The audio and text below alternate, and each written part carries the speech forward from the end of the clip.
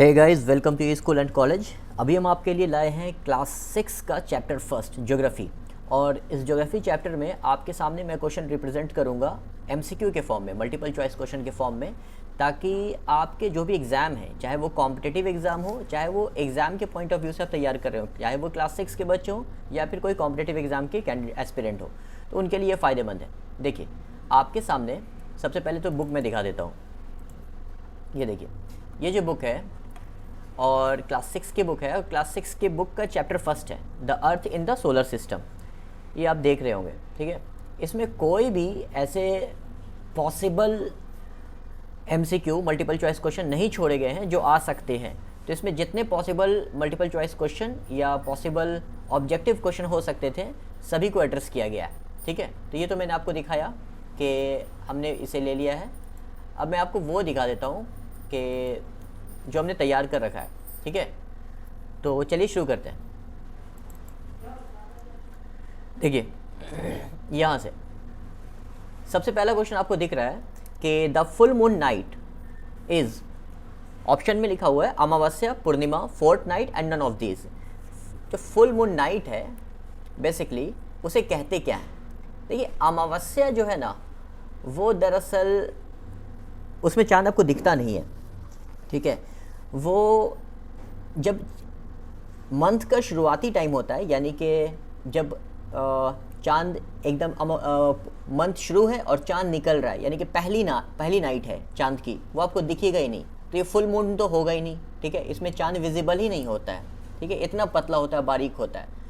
और देखिए, पूर्णिमा, जैसा नाम से ही पता चल रहा है, इसमें पूर्ण लिखा हुआ है। पूर्ण का मतलब होता है कंप्लीट। तो कहीं ना कहीं बेसिकली यही होगा, और यही है भी आंसर आपका, क्योंकि फोर्थ नाइट जो है आपका, फोर्थ नाइट का मतलब होता है 2 वीक, यानी कि 2 वीक के जो चांद होते हैं उसको कहा जाता है फोर्थ वीक। मतलब लगभग आधे चांद आपको इसमें विजिबल होंगे, और नन ऑफ दिस तो होगा नहीं।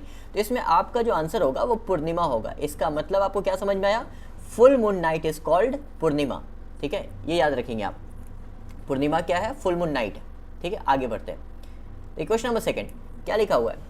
सन, moon and all those object shining in the night sky are what? अब कह रहा है कि जो सूरज है और चांद है और वो सारे ऑब्जेक्ट जो चमकते हैं, कब? रात में चमकते हैं आसमान में, उसे बेसिकली कहते क्या है? क्या सिर्फ स्टार्स कहते हैं, या कॉन्स्टेलेशन कहते हैं, या सेलेस्टियल बॉडी कहते हैं, या प्लैनेट कहते हैं? देखिए, कॉन्स्टेलेशन जो है ना, एक पैटर्न होता है, सितारों के झुरमुट कह लो, या फिर सितारों का पैटर्न जो होता है उसको कहते हैं constellation.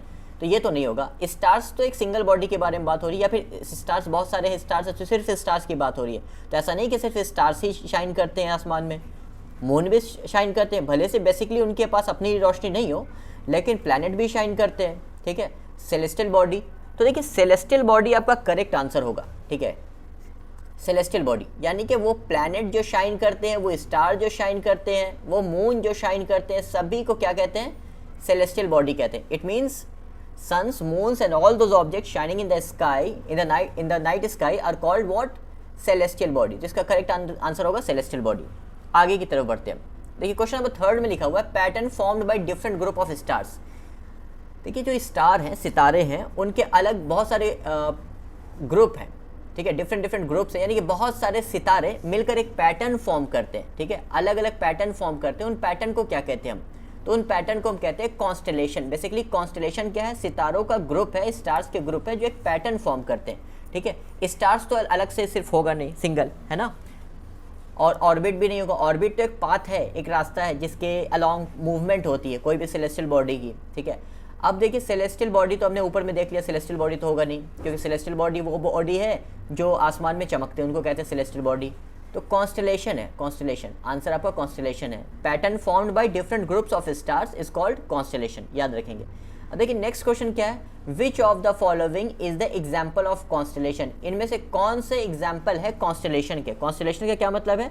Group of star that makes a pattern, सितारों के एक ग्रुप, समूह जो एक पैटर्न फॉर्म करते हैं, ठीक है।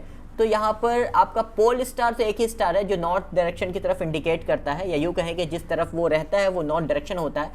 अब सैटेलाइट क्या है आप जानते हैं, प्लैनेट के अराउंड मूव करने वाली बॉडी को सैटेलाइट करते हैं। ये सिंगल बॉडी की बात हो रही है, सैटेलाइट्स, बहुत सारे सैटेलाइट्स की बात हो रही है, तो बेसिकली सैटेलाइट की ही बात हो रही है। तो ये तो एक कॉन्स्टेलेशन नहीं हुआ, जुपिटर एक प्लैनेट है। तो कॉन्स्टेलेशन क्या है आपका आंसर? उर्सा मेजर और बिग बियर। ये नाम है कॉन्स्टेलेशन का, उर्सा मेजर और बिग बियर, ये क्या है, कॉन्स्टेलेशन है, ठीक है। मतलब आप समझ रहे हैं कॉन्स्टेलेशन का मतलब क्या है, पैटर्न है जो डिफरेंट ग्रुप ऑफ स्टार से बने।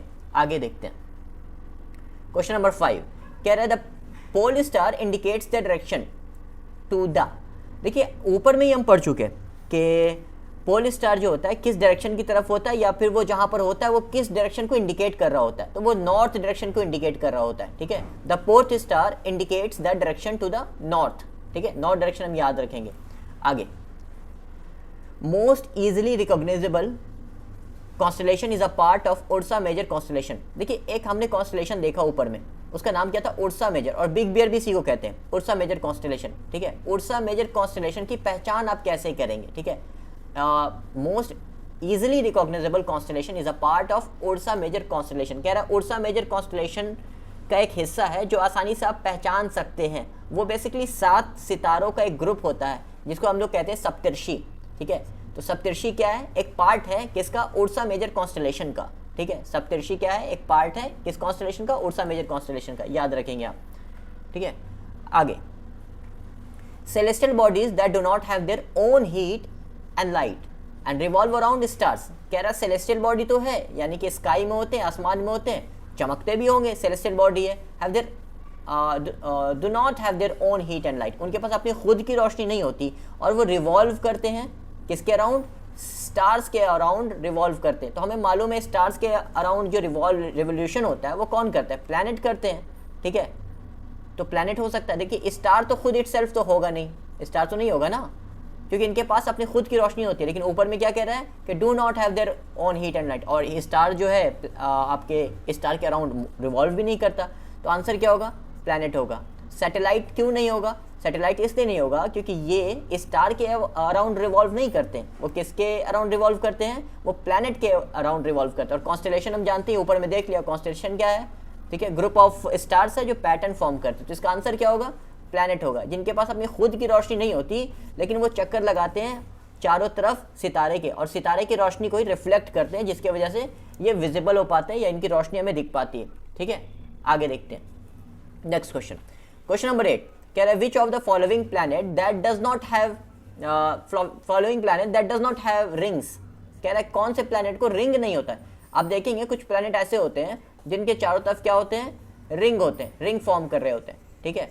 तो वो आपको याद रखना है, बेसिकली क्लास 6 से रिलेटेड तो याद रखना है कि JUS याद रखिएगा, जुज, ठीक है, JUS, J stands for Jupiter, U stands for Uranus and S stands for Saturn, ठीक है। ये याद रखेंगे आप कि इनमें जो है ना, इनमें वो होता है, क्या होता है, रिंग होता है। जुपिटर में रिंग होता है, यूरेनस में रिंग होता है, और सैटर्न में भी रिंग होता है। तो इसमें क्या कह रहा है कि which of the following planet that does not have rings, तो जुपिटर में तो रिंग है भाई, यूरेनस में भी है, सैटर्न में भी है, तो कौन सा प्लैनेट ऐसा है जिसमें रिंग नहीं है, अर्थ है, ठीक है। इनमें से दिया हुआ अर्थ है, बाकी और भी सारे प्लैनेट हैं जिसमें रिंग नहीं, लेकिन इनमें से अर्थ है, क्योंकि जुपिटर को तो है, यूरेनस में भी है और सैटर्न में भी है, ठीक है। आगे देखते हैं, कह रहा है planet got light from, planet जो है लाइट पाते हैं, कहाँ से लाइट हासिल करते हैं प्लैनेट, तो सैटेलाइट से तो करेंगे नहीं, हम जानते हैं सैटेलाइट के पास अपनी रोशनी भी नहीं होती, ठीक है, और वो खुद स्टार से लेते हैं। तो कह रहा है सैटेलाइट होगा या अदर प्लैनेट होगा या सन और स्टार होगा, बिल्कुल स्टार होगा, स्टार के पास अपनी खुद की रोशनी होती है, और उसी की रोशनी के थ्रू प्लैनेट जो है वो चमकते हैं या उनके पास रोशनी होती है। तो सन्स भी कहा गया है यहाँ पर और स्टार्स भी कहा गया है, क्योंकि सन्स एक बेसिकली एक स्टार है, नियरेस्ट स्टार है, अर्थ का नियरेस्ट स्टार है सन, ठीक है, याद रखेंगे हम इस चीज़ को, ठीक है। आंसर क्या होगा, सन्स या सन कह लें, सन एक स्टार ही है, और स्टार्स, ठीक है, planet got light from suns और स्टार, ठीक है ना। आगे देखते हैं, आगे क्वेश्चन नंबर 10। तो आगे में क्वेश्चन है कि study of earth related to, option क्या दिया हुआ है, हम देखते हैं ऑप्शन। देखिए ऑप्शन में जियोलॉजी है, क्वेश्चन पहले समझेंगे, study of earth is related to, या फिर कहेंगे study of earth is called, earth की जो स्टडी है उसे क्या कहते हैं, ठीक है। तो ऑप्शन है जियोलॉजी, ज्योमेट्री, जियोइड और नन ऑफ दीज। देखिए पहले मैं आपको समझाऊं कि ज्योमेट्री बेसिकली, मेट्री जो है ना, मेट्री का मतलब होता है मेजरमेंट, और जियो का मतलब होता है अर्थ। तो मेजरमेंट ऑफ अर्थ कह सकते हो, मेजरमेंट ऑफ लाइन कह सकते हो, मेजरमेंट ऑफ आर्क कह सकते हो, बेसिकली मेजरमेंट जो है वो ज्योमेट्री से रिलेटेड है, ठीक है। अब जियोइड क्या होता है, जियोइड बेसिकली शेप है, यानी कि शेप, अर्थ का जो शेप होता है उसको कहते हैं जियोइड, ठीक है, या अर्थ जिस फॉर्म का है उसे कहते हैं जियोइड। थोड़ा सा चपटा है, स्पेरिकल शेप है, ठीक है, तो उसे कहते हैं जियोइड। और जियोलॉजी बेसिकली स्टडी ऑफ अर्थ है, स्टडी ऑफ अर्थ। अर्थ की जो हम स्टडी करते हैं वो किससे रिलेटेड है या उसे क्या कहते हैं, जियोलॉजी कहते हैं, ठीक है, तो आंसर जियोलॉजी होगा। नेक्स्ट क्वेश्चन की तरफ आते हैं हम। जियोइड मीन्स, देखिए आ गया, जियोइड मीन्स क्या होगा, फॉर्म ऑफ अर्थ होगा, अर्थ का फॉर्म, शेप, ठीक है, या स्टडी ऑफ अर्थ होगा, या मेजरमेंट ऑफ अर्थ होगा, या नन ऑफ दीज होगा। हम जानते हैं मेजरमेंट ऑफ अर्थ क्या है, ज्योमेट्री है। स्टडी ऑफ अर्थ क्या है, ऊपर देखा हमने, जियोलॉजी है। फॉर्म ऑफ अर्थ जो है या शेप ऑफ अर्थ बेसिकली क्या है, जियोइड है। ये याद रखेंगे हम। नेक्स्ट क्वेश्चन 12 क्या कह रहा है, measurement of earth related to, earth की जो मेजरमेंट है वो किससे रिलेटेड है या उसे क्या कहते हैं। अभी हमने देख लिया, ज्योमेट्री, ज्योमेट्री होगा, है ना। जियोलॉजी जियोइड के बारे में डिस्कस कर ही चुके, ठीक। Those who study the celestial bodies, celestial bodies and their movement are called, यानी कि वो जो सेलेस्टियल बॉडीज को स्टडी करते हैं और उनके मूवमेंट को स्टडी करते हैं तो उन्हें क्या कहते हैं, ये याद रखिए, उन्हें क्या कहेंगे। ऑप्शन में क्या लिखा हुआ है, एस्ट्रोनॉट, एस्ट्रोनॉमर, बायोलॉजिस्ट, फिजिसिस्ट। तो सबसे पहले एलिमिनेट कीजिए फिजिसिस्ट को। फिजिसिस्ट क्या है, फिजिक्स की जो स्टडी करते हैं उसको कहते हैं। बायोलॉजिस्ट क्या होंगे, जो बायोलॉजी की स्टडी करेंगे, बायोलॉजी से रिलेटेड है ये। दो ऑप्शन आपका रह गया, एक तो एस्ट्रोनॉट हो गया, एक एस्ट्रोनॉमर हो गया, ठीक है। एस्ट्रोनॉट एस्ट्रोनॉमर में क्या डिफरेंस है, देखिए बेसिकली एस्ट्रोनॉट उन्हें कहते हैं जो स्पेस क्राफ्ट, स्पेस शिप में बैठकर स्पेस में जाते हैं, उन्हें कहते हैं एस्ट्रोनॉट, ठीक है। और एस्ट्रोनॉमर क्या है, वही है जो स्टडी करते हैं, किसकी स्टडी करते हैं, जो स्पेस में जो भी बॉडीज मौजूद है, बेसिकली सेलेस्टियल बॉडी और उनके मूवमेंट की जो स्टडी करते हैं उन्हें क्या कहते हैं, एस्ट्रोनॉमर कहते हैं। तो ये आप याद रखेंगे, ठीक है, बहुत इंपॉर्टेंट है, बहुत इंपॉर्टेंट। आगे कह रहा है which of the following is a famous astronaut, इनमें से फेमस एस्ट्रोनॉट कौन से हैं। देखिए अलेक्जेंडर तो है नहीं, ग्राहम बेल है नहीं, आर्यभट्ट आंसर है, ठीक है। आप अगर इनके कंट्रीब्यूशन को जानना चाहते हो तो एक बार सर्च करके जरूर देखिए कि अलेक्जेंडर का क्या कंट्रीब्यूशन है, ग्राहम बेल का क्या कंट्रीब्यूशन है, ये कहाँ पर है। तो ये बहुत इंपॉर्टेंट है कॉम्पिटेटिव एग्जाम के लिए आपके लिए। आर्यभट्ट आपके आंसर राइट आंसर है। Which of the following is a famous astronaut, Aryabhatta answer यहाँ पर होगा, ठीक है। देखिए यहाँ पर क्वेश्चन में कुछ एरर है, मतलब एस्ट्रोनॉट नहीं होगा यहाँ पर, ठीक है, एस्ट्रोनॉट नहीं होगा, एस्ट्रोनॉमर होगा। आर्यभट्ट एस्ट्रोनॉमर थे, ठीक है, याद रखेंगे आप, एस्ट्रोनॉमर, ठीक है। वो स्पेस में नहीं गए थे, ठीक है, वो स्टडी, उन्होंने स्टडी की थी, जैसे यहाँ पर लिखा हुआ है क्या स्टडी, क्या सितारों की स्टडी की थी, तो वो आर्यभट्ट है। नेक्स्ट क्वेश्चन देखते हैं। All the planet move around the sun, all the planet move around the sun in a, जो सन के अराउंड प्लैनेट मूव कर रहे हैं उनके जो पाथ हैं उनका नेचर कैसा है, वो कैसे हैं पाथ, या सर्कुलर पाथ है, रेक्टेंगुलर पाथ है, या एलोंगेटेड पाथ है, या रेक्टिलिनियर पाथ है। तो देखिए सर्कुलर पाथ है नहीं, ठीक है, रेक्टेंगुलर पाथ नहीं है, रेक्टिलिनियर पाथ भी नहीं है, वो आंसर है एलोंगेटेड पाथ। एक एक ऑब्जेक्टिव आपके चैप्टर फर्स्ट से निकाला गया जो पॉसिबल हो सकते थे, ठीक है, याद रखेंगे आप, ठीक। आगे देखते हैं। देखिए नेक्स्ट क्वेश्चन क्या कह रहा है कि which of the following planet is third nearest planet of the sun, सूरज के सबसे नजदीक तीसरा ग्रह कौन सा है, ठीक है। सबसे पहले नहीं पूछ रहा है कि सूरज के नजदीक पहला ग्रह कौन सा है, थर्ड नियरेस्ट जो आपका होगा वो है अर्थ। ये याद रखना काफी जरूरी है आपके लिए। तो एक सेंटेंस है जिसके थ्रू आप याद रख सकते हैं, एनसीईआरटी में ही लिखा हुआ है, my very efficient mother just served us nut, ठीक है। क्या याद रखेंगे आप, मैं यहाँ पर लिखने की कोशिश करता हूं, ठीक है। My very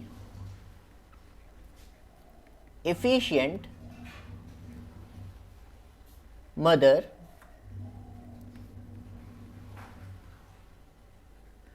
just served us nuts। देखिए हर वर्ड का जो पहला लेटर है, जैसे कि M, ठीक है, जैसे कि यहां पर V और यहां E और यहां M, यहाँ J, यहाँ S, यहाँ N, तो ये आपको बता रहा है डिस्टेंस, किसकी डिस्टेंस, प्लैनेट की डिस्टेंस, किससे, सन से, ठीक है।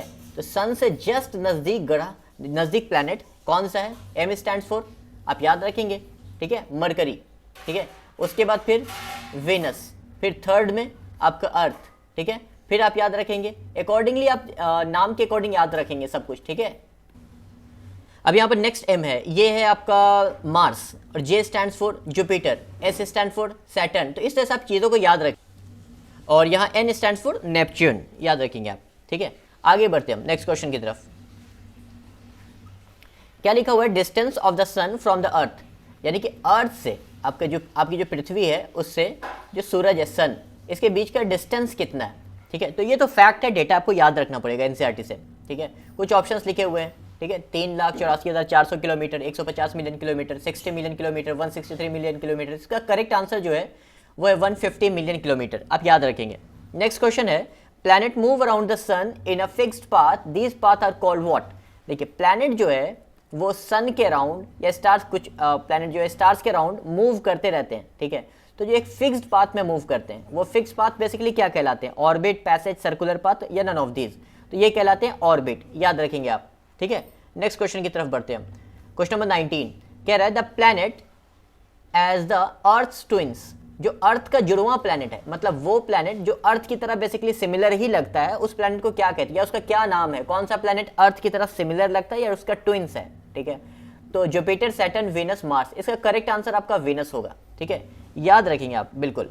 ठीक है, आगे देखिए, नेक्स्ट क्वेश्चन में क्या कह रहा है कि planet that considered are 9th planet, वो प्लैनेट जो कंसीडर किया जाता था 9th प्लैनेट के रूप में, यानी कि 9वां प्लैनेट माना जाता था, but the International Astronomical Union reclassified as dwarf planet 2006, लेकिन 2006 के आपके एक मीटिंग्स के बाद, जो कि international Astronomical union reclassification meeting हुई थी, उसके बाद इस प्लैनेट को डॉर्फ प्लैनेट की कैटेगरी में रख दिया गया। मतलब ऐसे बेसिकली आपके प्लैनेट के प्लैनेट की कैटेगरी में नहीं रखा गया, डॉर्फ प्लैनेट की कैटेगरी में रखा गया। तो वो कौन सा प्लैनेट है, ये बिल्कुल याद रखना जरूरी है, वो है आपका प्लूटो। ठीक है, प्लूटो को जो है ना, आप ऐसे भी याद रखेंगे कि प्लूटो को कब रिक्लासिफाई किया गया, कब कंसीडर किया गया डॉर्फ प्लैनेट के रूप में, तो 2006 के बाद। ठीक है, और कौन सी मीटिंग थी, तो इंटरनेशनल एस्ट्रोनॉमिकल यूनियन रिक्लासिफिकेशंस की। आप जरा पढ़ लेना इसे, एनसीईआरटी में ही एक बार गो थ्रू कर सकते हैं, लेकिन ऑब्जेक्टिव आपके लिए यहाँ है, वैसे ज़रूरत नहीं है, आप इतना लिख कर ले काफ़ी है। ठीक है, आगे क्वेश्चन क्या कह रहा है कि planet that 2/3 surface is covered by water also called blue planet, वो कौन सा प्लैनेट है जिसका 2/3 हिस्सा पानी से कवर है और उसको ब्लू प्लैनेट भी कहते हैं। तो आप जानते हैं वो कौन सा प्लैनेट है, अर्थ है। ठीक है, ब्लू प्लैनेट कहलाता है, ब्लू दिखता है ये। ठीक है, 2/3 हिस्सा पानी है, ये याद रखना जरूरी है, फैक्ट है, डेटा आपको याद रखना जरूरी है। देखिए, अगला क्वेश्चन है 22 में क्या कह रहा है कि डिस्टेंस ऑफ मून फ्रॉम अर्थ, यानी कि आपका जो मून है, चंद्रमा है और अर्थ जो है, उनके बीच का डिस्टेंस कितना है। तो उनके बीच का डिस्टेंस देखिए, ऑप्शन क्या लिखा हुआ है, 3,48,400 किलोमीटर, 3,84,400 किलोमीटर, 3,84,200 किलोमीटर, 3,84,040 किलोमीटर। इसका करेक्ट आंसर जो है 3,84,400 किलोमीटर है। ठीक है, 3,84,400 किलोमीटर, यानी कि option B is the correct answer.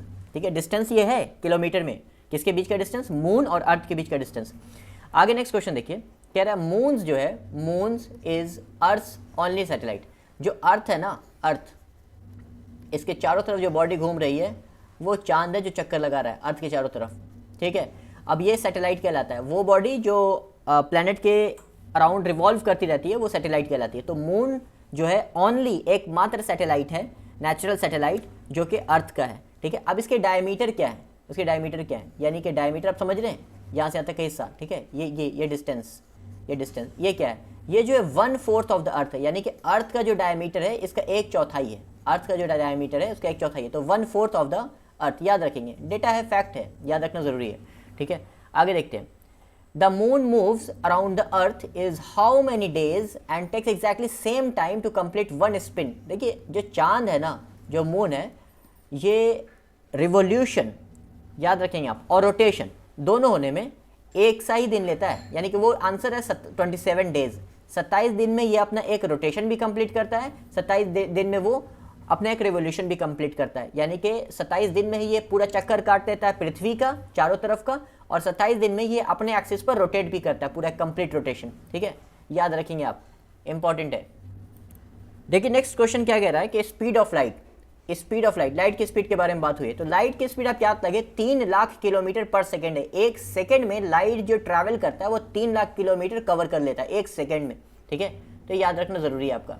ठीक, तो आप यहाँ पर देखिए कौन सा ऑप्शन करेक्ट, तो फर्स्ट ऑप्शन है 3 लाख किलोमीटर पर सेकेंड, सेकेंड तो 30 लाख किलोमीटर हो जाएगा, है ना, और ये 30,000 किलोमीटर है। ठीक, तो 3 लाख किलोमीटर पर सेकेंड।